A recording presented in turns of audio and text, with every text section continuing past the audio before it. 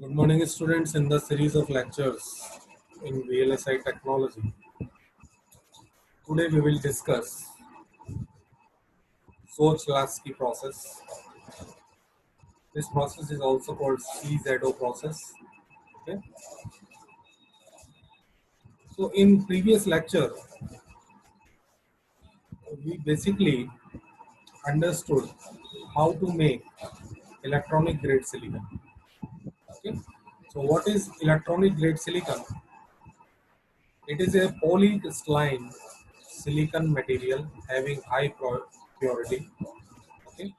So from this polycrystalline silicon, that is EGS, we need to get single crystal silicon. Okay. So the process which is used to convert a electronic grade silicon into a single crystal silicon ingot, that is called your CZO process. Okay. The pronunciation of this is Soch-Lasky process. Okay. Now let's start the discussion. So the outline of this is that it is a method of crystal growth used to obtain a single crystal silicon from EGS, electronic grade silicon. Okay. So what is the basic of this? So here, its seed crystal is used in the process. Okay, which can provide template for the growth. First of all, first point is that in this method, a seed crystal is used. Okay, which can provide template for the work. Second point is that the electronic grade silicon is melted, okay, in a graphite crucible by RF heating. Okay, it is up to the melting point of silicon, that is 1412 degrees centigrade. Okay, seed crystal is lowered into the molten EGS and then raised slowly along crystal to grow onto the seed. This is the basic of the crystal growth using CZO process. Okay, so what we do in CZO process, we basically uses seed crystal. Okay, that works as a template for the crystal growth. That seed crystal is lowered into the molten EGS and then uh, raised slowly. Okay, allowing crystal to grow onto the seed. This is the outline. Okay, so let's understand this process in details. Okay,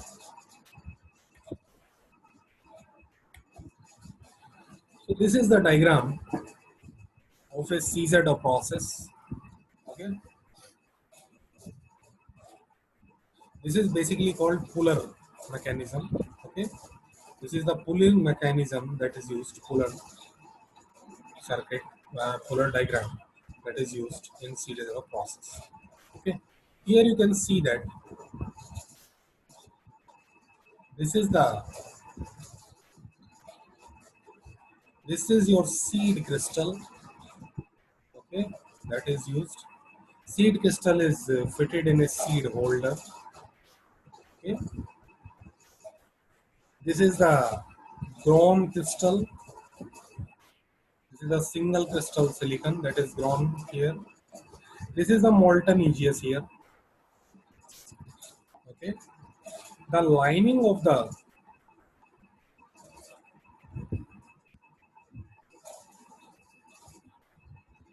process is this.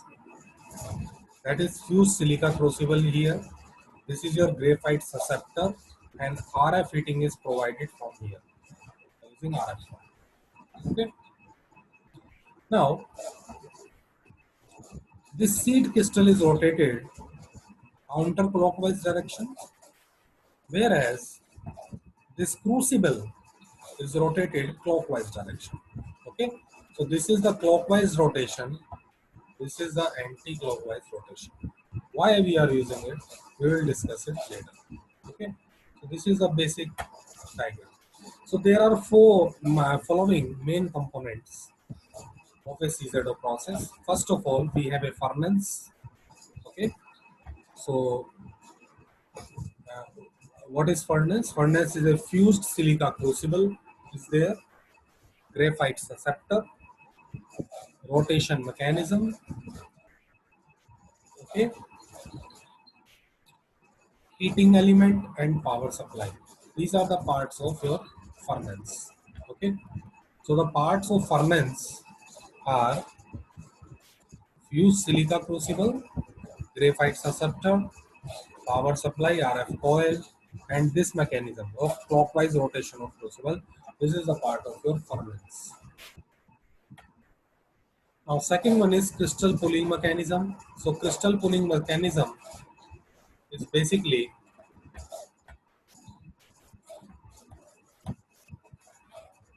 this mechanism of rotating the crystal counterclockwise direction. Okay, this is your crystal pulling mechanism. Next one is ambient control. Okay, so in case of ambient control part, we have a gas source, flow control, and exhaust system for this. Okay, so argon gas is provided here. Okay, and exhaust system is also the part of this. Okay, and the last part of this is microprocessor based control system.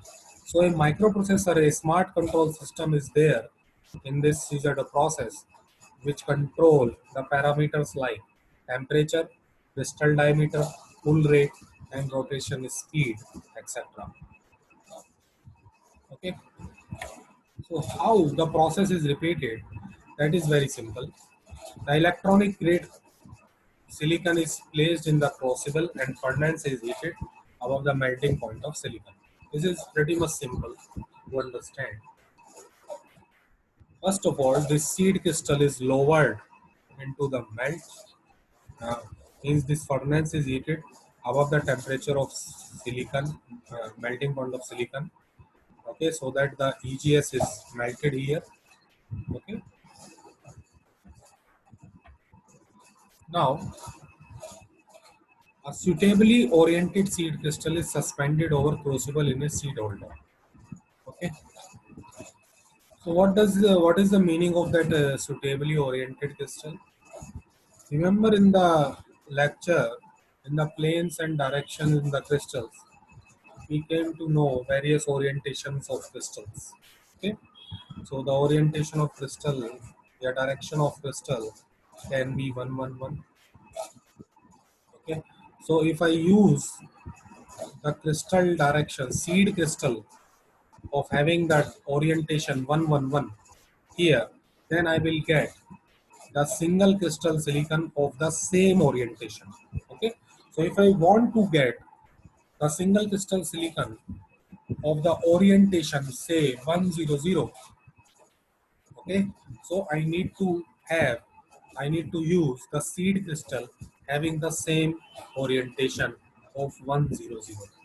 Okay, so whatever orientation you need, okay, to grow the single crystal silicon of that particular orientation, the same orientation seed crystal you need to use. Okay, this is as simple as that. Now, seed is inserted into the melt. Okay, now the process is very simple. The seed is inserted into the melt. Okay, then it is rotating counterclockwise, and your crucible is rotating clockwise. Okay, as it grows up, as we grow up the seed upward, okay, as we move upward the seed, as we move upward the seed, the part of the melt sticks to the seed crystal due to this interface. What is this interface? This interface is basically solid liquid interface. There is temperature difference here. So due to the temperature difference here, the molten silicon sticks to the seed crystal. Okay, and we get silicon, single crystal silicon here. Okay, so it is then slowly drawn. Progressive freezing at solid liquid interface produce a large single crystal. Okay. A typical pull rate. What is the pull rate? Pull rate is nothing but how many millimeters per minute we are drawing the seed crystal upward. Okay, this is your pull rate. So this is the Fizeto process that we discussed here. Okay, so if we want to add some dopant, or you can say if we want to make a N-type or a P-type semiconductor, then we need to add some dopant in the molten EGS in the crucible. Okay, so what material is used for making N-type semiconductor? That is phosphorus. Most of the cases phosphorus is used, and for P-type boron is used in most of the cases. Okay, now as the crystal is grown, as the crystal is grown here, suppose we have added N-type impurities here in order to make this crystal as N-type. Okay, but practically we see that whatever the impurities you are adding here, these are not different. These are not the same as the impurities that are introduced in the crystal. Okay, so these two are different. Okay, or you can see that concentration of impurities, yeah, concentration of dopant in melt is not equal to the concentration of dopant in the crystal that is grown here. Okay, this is practically seen. Okay, suppose you want to have a single crystal silicon having 10 raised to the power 12 phosphorus impurities in the single crystal that is grown here. Okay, so you will add 10 raised to the power 12 impurities here, because this melt is actually grown on the seed crystal. Okay, as you are pulling it upward, as you are pulling this seed crystal upward, this melt is grown here. Okay, so due to the freezing or the temperature difference at this solid liquid interface, this molten silicon is sticking to the seed crystal. Okay, so there is concentration difference of the dopant. Okay, in the liquid side, in the solid side. So equilibrium concentration of dopant in the solid is denoted by Cs. Equilibrium concentration of dopant in the liquid is denoted by Cl. The ratio of Cs and Cl, okay, is defined as a constant, a parameter called K naught. Okay, so this is known as your segregation coefficient. This is your segregation coefficient. K naught is known as segregation coefficient.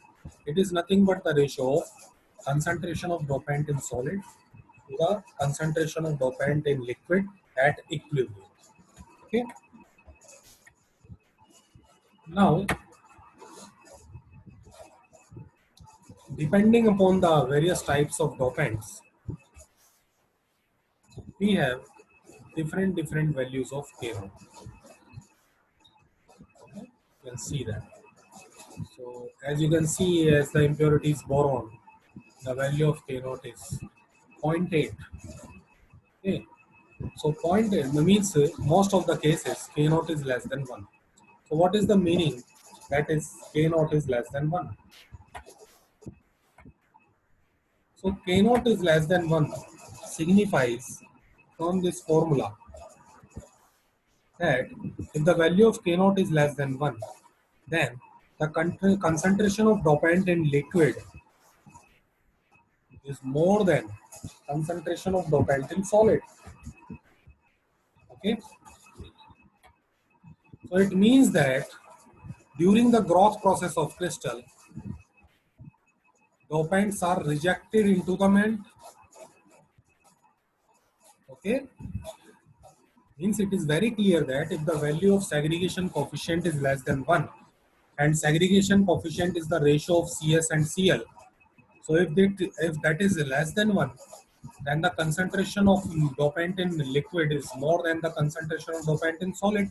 It means that as the crystal is grown by using CZO process and the seed crystal is moved upward, okay, then dopants are rejected into the melt. Okay, so melts become progressively enriched with dopant. Okay, as the crystal grows, as we grow the crystal, melt is progressively enriched with dopants. Okay, so dopant concentration increases in the melt. Okay, so the concentration of dopant is more in liquid than to the solid that we have grown. Okay, now as we have seen that as the crystal, single crystal silicon is grown by using CZO process, seed crystal is moved upward, then we have seen that the dopant are rejected into the melt. Okay, so obviously the weight of the melt is increased. Okay, so let a melt has initial weight m naught. Let the initial weight of melt is m naught, and initial doping concentration in the melt is C naught. So what we did initially in CZO process, we used a electronic grade silicon, okay, and doped it such that initial doping concentration was C naught and initial melt weight was M. Okay, let at some given point of growth. Okay, so let's say the weight of M weight crystal has grown. Means we moved upward seed crystal, and let's say at some point at growth point, M weight crystal has grown. Okay, so amount of dopant remaining in the melt is S. Let's say the amount of dopant in the melt remaining at that time is S. Okay, so dopant is obviously decreasing in the melt. Okay, so the rate of decrease of dopant in the melt is equal to CS into dm. What is CS? Concentration of dopant in the solid multiplied by rate of increase of the weight. Okay, so remaining weight of the melt will be at that instant will be what? That will be your m naught minus m, because m naught was initially the weight of melt and m is the weight of crystal that is been grown. So remaining weight of melt will be m naught minus m. Okay. So doping concentration of liquid will be what? Now the doping concentration of liquid will be what? Amount of dopamine remaining divided by m naught minus m. What is the weight of the melt that is remaining in the melt? That is your means in this melt. The weight is this remaining. Okay. And what is S? S is the amount of dopant here. S is the amount of dopant here. Or remaining weight of melt is m naught minus m.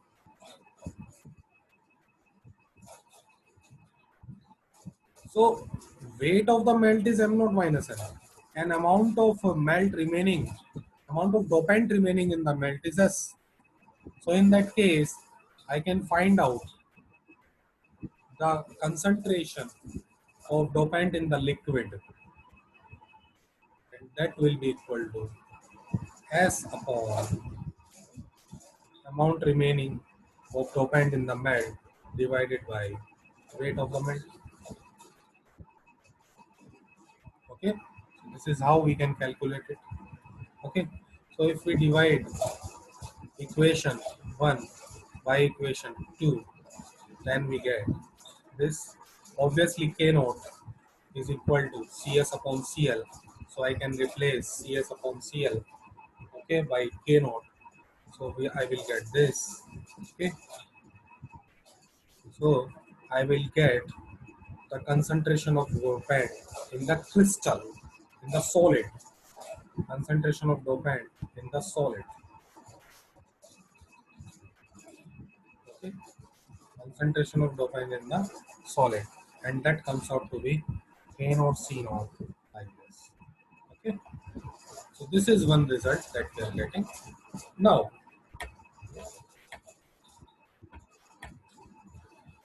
there is another term that is called effective segregation coefficient, that is noted by Ke.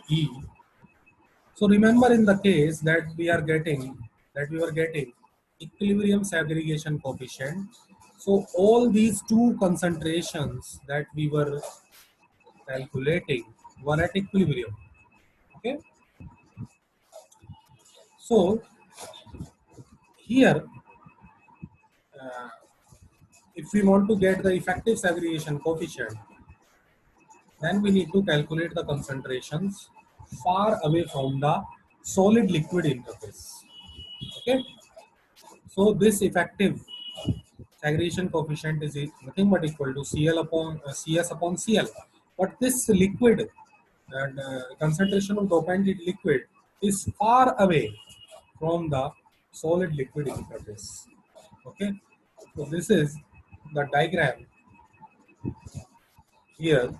So let us consider the portion of liquid. Suppose this is the liquid surface, melt liquid surface. So let's consider the portion of this liquid here. Okay, so let's consider the portion of this liquid here. So you will get the depth of this portion is, say, this del. Okay, so beyond that portion, beyond this portion, the concentration of dopant is Cl in the liquid. Now this side is a solid side. So here the concentration of dopant in the solid is, let's say, this is Cs. Okay, so Cs we can calculate it from here, that is Ke into Cl. Okay, so you are seeing that at the solid side, the concentration of dopant in the solid side is this much at the interface, and at the interface, concentration of dopant in the liquid is Cl naught at the interface. So this is your concentration gradient. This you can see. Okay.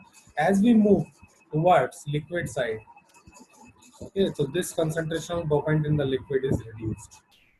Okay, so this reduction, okay, this reduction, okay, basically define your uh, concentration gradient. Okay, now effective segregation coefficient comes out to be like this: k naught upon k naught plus 1 minus k naught e raised to the power minus v del upon d. What is v? V is nothing but crystal growth velocity. D is the doping differential coefficient. Okay. What is del? Del is nothing but your width of the melt.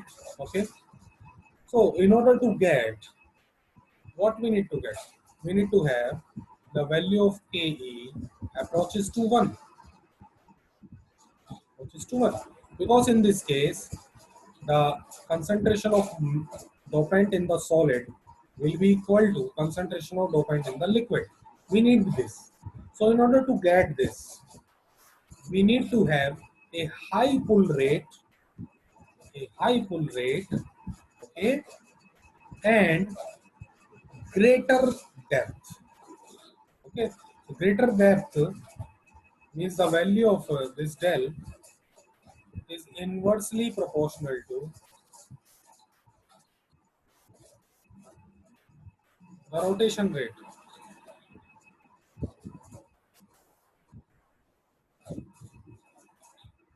Okay, so if we decrease the rotation, if we slowly rotate the crucible, oh sorry, if we slowly rotate, the rotation rate is low, then the value of this del will be high.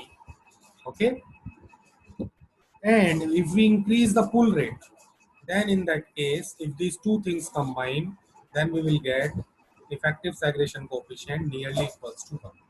Okay, so in order to get effective segregation coefficient nearly equals to 1, what you need to have, you need to increase the pulling rate, and you need to decrease, or you need to slow the rotation speed. Okay, so these two are the steps to get effective segregation coefficient nearly equals to 1. Okay, thanks for now. This is all about this lecture.